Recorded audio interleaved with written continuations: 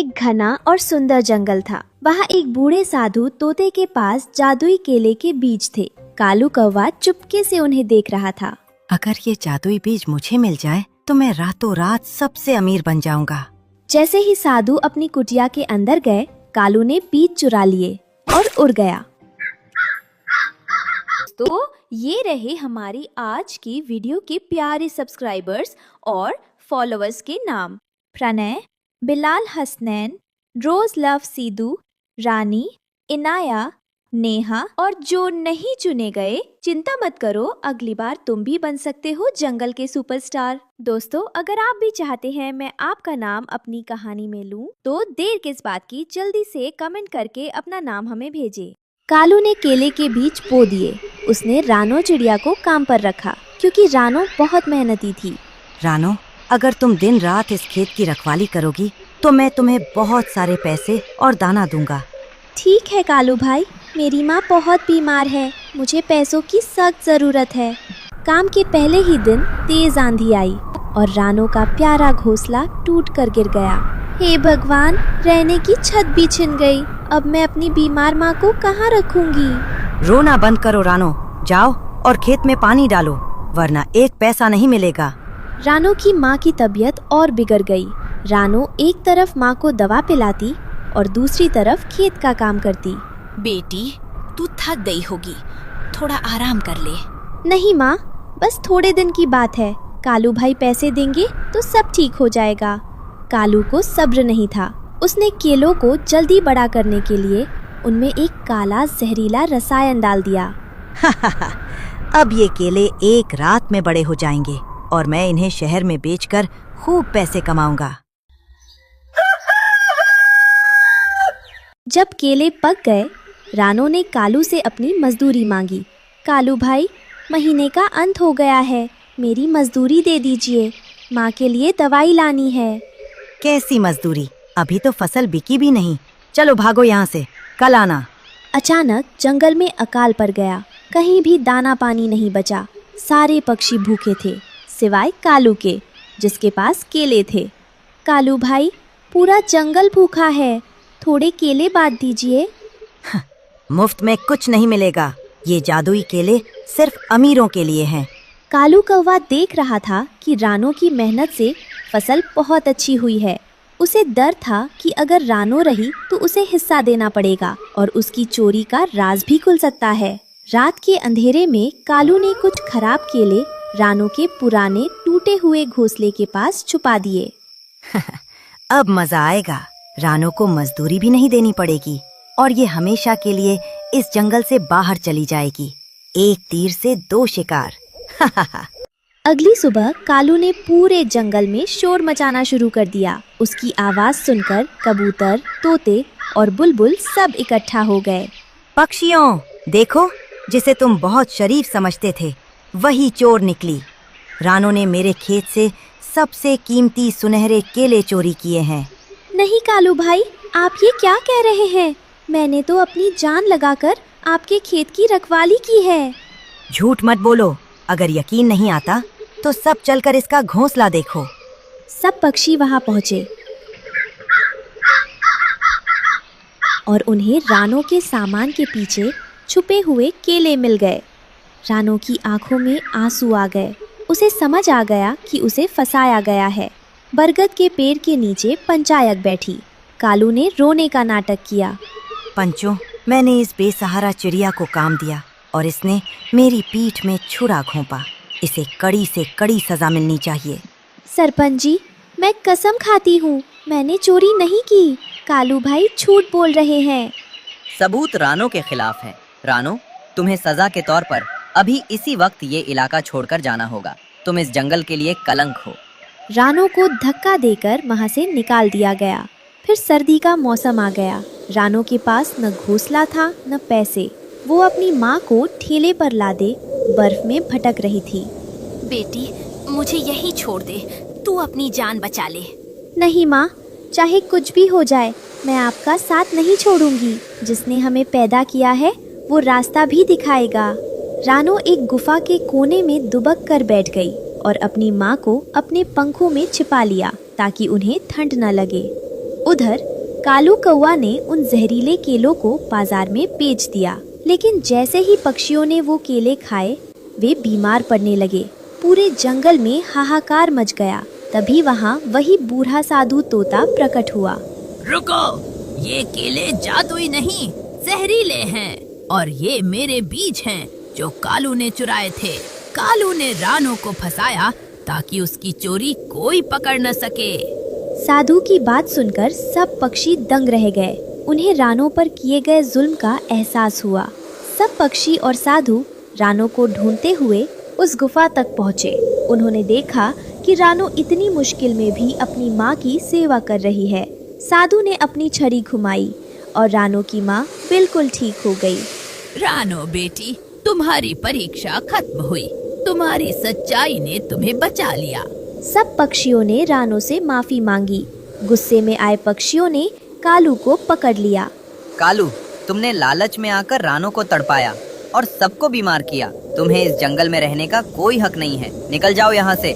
रानो ने बीज बोए और तुरंत एक सुंदर सुरक्षित फलों का पेड़ उगाया, जिसमें उसका नया घोंसला भी था जो केले से बना था। धन्यवाद साधु बाबा। अब इस पेड़ के फल पूरे जंगल के लिए हैं। यहाँ कोई भी भूखा नहीं सोएगा। जंगल की सभा बैठी। कालू को उसके लालच और धोखे के लिए जंगल से बाहर निकाल दिया गया। मुझे माफ कर दो, लालच ने मुझे अंधा कर दिया था।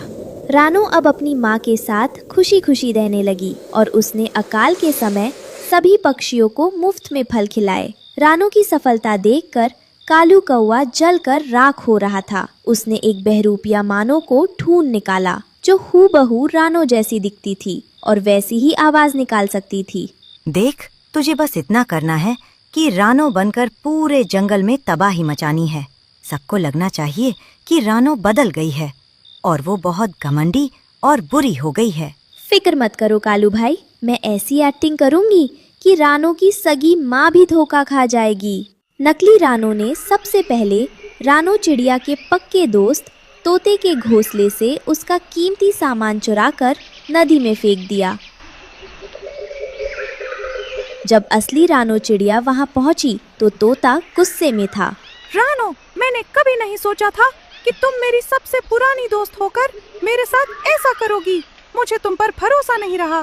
पर तोते भाई, मैंने तो कुछ किया ही नहीं। मैं तो अभी सोकर उठी हूँ।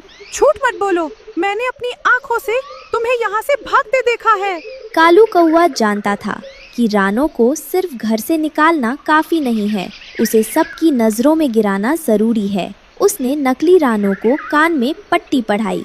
देख, आज जब सब बरगद के नीचे जमा हो तो तू सबको ऐसा जलील करना कि कोई रानो का चेहरा देखना भी पसंद ना करे। खास तौर पर उस बूढ़े उल्लू का अपमान करना जिसे पूरा जंगल पूजता है।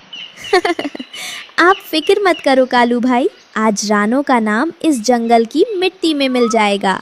जंगल के बीचों बीच बरगद के नीचे पंचायत बैठी थी। तभी नकली रानो वहां पहुंची। उसने बुजुर्ग उल्लू बाबा की लाठी छीनकर दूर फेंक दी। है ए बूढ़े, अब तेरी सलाह की किसी को जरूरत नहीं है। और ओ सरपंच कबूतर, अपनी ये शांति की बातें बंद करो। अब इस जंगल में मेरी मर्जी चलेगी। सब पक्षी सन्न रह गए। नकली रानो ने वहां जाकर सबको गालियां दी और बुजुर्ग पक्षियों का अपमान किया। जैसे ही नकली रानो झाड़ियों में छिपी, असली रानो वहां पहुंची। रानो, तुम इतनी बदतमीज कैसे हो सकती हो? तुमने आज पूरे जंगल का सिर शर्म से झुका। सरपंच जी, आप क्या कह रहे हैं? मैं तो अभी अभी नदी से पानी पीकर आ रही हूँ। मैंने क्या किया? वाह, क्या एक्टिंग है। अभी 2 मिनट पहले तूने उल्लू बाबा को धक्का दिया और अब भोली बन रही है। सभा के फैसले के बाद रानो को उसके सुंदर पेड़ और घर से बेदखल कर दिया गया। कैसा लगा रानो?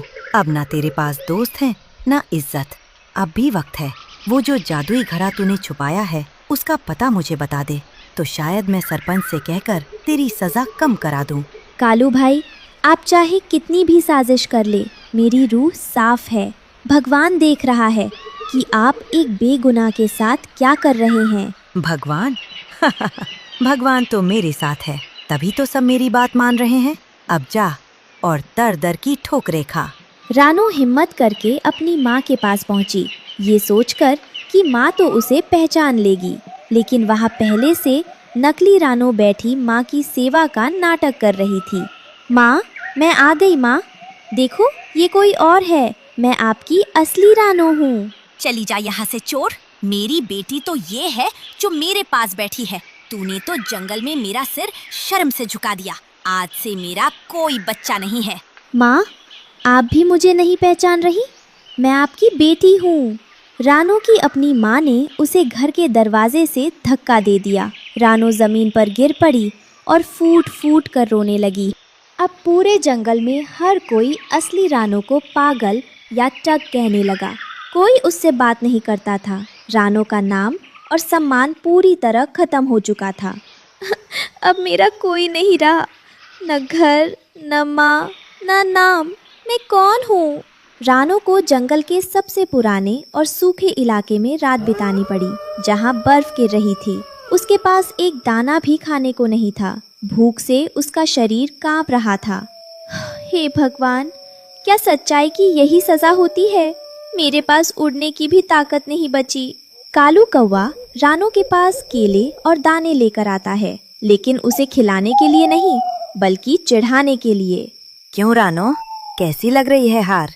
देख, आज नकली रानो मजे से तेरे घर में सो रही है और तू यहाँ मरने वाली है। अगर तू मान ले कि तू चोर है तो शायद मैं तुझे एक दाना दे दूं। कालू भाई, शरीर मर सकता है, लेकिन मेरी सच्चाई कभी नहीं मरेगी। घर के अंदर जैसे ही सब चले जाते, नकली रानो बूढ़ी माँ को डांटती और उन्हें भूखा रखती। रानो खिड़की से ये सब देख रही थी, पर अंदर नहीं जा पा रही थी। मेरी माँ को छोड़ दो, वो बीमार है। जो सज़ा देनी है मुझे दो। चिल्लाती रह, कोई तेरी बात नहीं सुनेगा। अचानक जंगल के उस पेड़ पर आग लग जाती है, जहाँ माँ और नकली रानो थी। सब पक्षी डरकर भाग गए। कालू भी अपनी जान बचाकर उड़ गया। जलने दो सबको। रानो अपनी कमजोरी के बावजूद आग में कूद गई। उसने अपनी माँ को बाहर निकाला और फिर वापस जाकर नकली रानो को भी बचाया, जिसने उसे बर्बाद किया था। आग से बाहर आने के बाद रानो के पंख झुलस गए थे। नकली रानो रानो की दया देखकर रोने लगी और सबके सामने सच उगल दिया। मुझे माफ़ कर दो, मैं असली रानो नहीं हूँ। कालू ने मुझे लालच देकर ये सब करवाया था। असली रानो तो ये है जिसने अपनी जान पर खेलकर मेरी जान बचाई। मेरी बच्ची, मुझे माफ कर दे, मैं अपनी ही ममता को नहीं पहचान पाई। जंगल के सभी पक्षियों की आंखों में पश्चाताप के आंसू थे। उन्होंने कालू को पकड़ लिया और उसे हमेशा के लिए काले पहाड़ की ओर खदेड़ दिया। सच्चाई सोने जैसी होती है रानो, जो आग में तपकर और भी ज्यादा चमकती है। तो दोस्तों, कैसी लगी आपको रानो की ये कहानी? अगर आपको रानो की हिम्मत पसंद आई तो इस वीडियो को लाइक करें, अपने दोस्तों के साथ शेयर करें और हमारे चैनल को सब्सक्राइब करना बिल्कुल ना भूलें। शुक्रिया। सुंदरवन जंगल, जहाँ हर पक्षी के पास अपना अपना मजबूत घर था। किसी ने अपने घर को लकड़ियों से बनाया हुआ था, तो किसी ने अपने घर को पत्तों से सजाया हुआ था, किसी का घर मिट्टी से बना हुआ था। सभी पक्षियों के घर सुरक्षित और टिकाऊ लग रहे थे। लेकिन उसी जंगल में एक रानो चिड़िया रहती थी। उसके पास बस सूखी घास और थोड़े से फूस से बना एक छोटा कमजोर सा घर था। मम्मा, हवा चलती है तो हमारा घर तो हिलने लगता है। सबके घर कितने अच्छे हैं मम्मा, और हमारा देखो जरा सी हवा से हिलने लगता है। हाँ मम्मा, हमारा घर तो बस सूखी घास का है। अगर बारिश आ गई तो माँ, हमारा घर टूट जाएगा। हम कहाँ जाएंगे मम्मा? डरो मत मेरे लालो, घर छोटा हो या कमजोर, हम तीनों साथ हैं ना, यही तो हमारी असली ताकत है। इतना कहकर रानो चिड़िया ने अपने दोनों बच्चों को अपने सीने से लगा लिया। लेकिन उसके मन में भी डर था। वो अपने मन ही मन में सोचने लगती है, मेरे बच्चों चिंता मत करो, अगर कोई हमारे घर को नुकसान पहुंचाएगा ना, तो मैं उसे बचाने की पूरी कोशिश करूंगी। मैं अपने दिल जान सब लगा दूंगी, पूरी ताकत लगा दूंगी, पर इस घर को और तुम्हें तुम्हारी माँ आज भी नहीं आने देगी। ऐसे ही सुबह सवेरे एक दिन रानो चिड़िया अपने बच्चों के लिए दाना ढूंढने निकली। उसे किसी के कराहने की आवाज सुनाई देती है। मदद, मैं गिर गई हूँ, मेरे पंख हिल नहीं रहे, कोई मदद करो, मेरी कोई मदद करो। एक पेड़ की डाल के नीचे एक छोटी सी तितली गिरी हुई थी। वो कमजोर और परेशान लग रही थी। रानो चिड़िया आवाज की दिशा की ओर दौड़ती है। वो देखती है एक छोटी सी तितली जमीन पे डाल के नीचे पड़ी हुई कांप रही है। अरे नहीं तितली, घबराओ मत, मैं तुम्हारी मदद करूंगी। ये सब कैसे हो गया? रानो चिड़िया अपने छोटे छोटे परों से उस डाल को हटाती है और तितली को एक सुरक्षित जगह पर रखती है। अगर आज तुमने मुझे ना उठाया होता तो मैं यहाँ अकेली ही मर जाती। तुम्हारा शुक्रिया चिड़िया। तितली, तुम चिंता मत करो, मैं तुम्हारा साथ नहीं छोड़ूंगी। जब तक तुम ठीक नहीं हो जाती मैं तुम्हारी मदद करूंगी। और फिर रानो चिड़िया ने अपने पंखों से तितली के परों को साफ किया और उसकी जान बचा ली। रानो, अगर कभी तुम्हें या तुम्हारे बच्चों को खतरा हुआ तो मैं तुम्हारे साथ खड़ी रहूंगी। ऐसे ही रानो चिड़िया और तितली के बीच दोस्ती गहरी हो गई। एक पेड़ पर बैठा हुआ कालू कौवा ये सब कुछ देख रहा था। अरे अरे, देखो तो सही, ये रानो और उसके बच्चे हमेशा ही खुश रहते हैं। मैं इन्हें ऐसे खुश नहीं रहने दूंगा। इनके घास वाले घर को जला दूंगा। फिर देखता हूँ कैसे ये माँ बेटे खुश रहते हैं। और अब ये तितली भी इनका साथ दे रही है। मैं ये बर्दाश्त नहीं कर सकता। कालू कौवा झाड़ियों में छुपकर घर को देखता है। फिर सूखी टहनियाँ इकट्ठी कर कर एक मशाल जैसा कुछ बनाता है। तैयार है मेरी ये मशाल। आज रात ही इस छोटी चिड़िया का घर जलेगा और पूरा जंगल तमाशा देखेगा। शाम के वक्त रानो चिड़िया अपने बच्चों के लिए दाना लेकर घर वापस लौट रही थी। माँ, आप आ गई? मम्मा, हमें बहुत डर लग रहा था। आपको इतनी देर क्यों हो गई आने में? आप देर से क्यों आई मम्मा? अरे मेरे बच्चों, माँ कहीं अपने बच्चों को छोड़कर जाती है क्या? तितली को बचा रही थी बस। बेचारी तितली परेशानी में थी। मेरी प्यारी मम्मा, आप तो हमेशा सबकी मदद करती हो। हाँ मम्मा, आप हमेशा सबकी मदद करती हो। आप जंगल की सबसे प्यारी मम्मा हो। मेरे बच्चों, इसलिए तो ईश्वर भी हमें अकेला नहीं छोड़ता। जब हम दूसरों की मदद करेंगे तभी ईश्वर हमारी मदद करेगा। ऐसे ही रात हो जाती है। रात के समय जंगल में सन्नाटा छाया हुआ था। रानो चिड़िया के बच्चे घोंसले में सो रहे थे। तभी रानो चिड़िया खिड़की से देखती है कालू कौवा जलती हुई मशाल लेकर उसी के घर की ओर आ रहा था। हे भगवान, ये आग लेकर ये मेरे घर की ओर क्यों आ रहा है? देखो रानो, अब तुम्हारा ये घास का घर एक फूंक में जलकर राख हो जाएगा। कालू कौवा घर को आग लगाने ही वाला था। तभी अचानक आसमान में काले बादल घिर आते हैं और बारिश शुरू हो जाती है। बारिश के होने की वजह से कालू की मशाल की आग बुझ जाती है। अरे ये क्या हो गया? इस बारिश ने तो मेरे प्लान को ही धो डाला। ठीक है, कोई बात नहीं, कल फिर आऊंगा, लेकिन इसका घर जरूर जलाऊंगा। इतना कहकर कालू कौवा चिढ़कर वहाँ से भाग जाता है। अगली रात हल्की हल्की बारिश हो रही थी। कालू कौवा फिर से आता है। इस बार वो चालाकी के साथ आया था। आज ये घर जरूर जलेगा। रानो, तुझे मैं बर्बाद कर दूंगा। कालू कौवा मशाल के घर से उसकी सूखी घास के घर में आग लगा देता है। घास फूस का घर धीरे धीरे जलने लग जाता है। मम्मा, मम्मा, हमारा घर जल रहा है। अब क्या होगा मम्मा? हम कहाँ जाएंगे?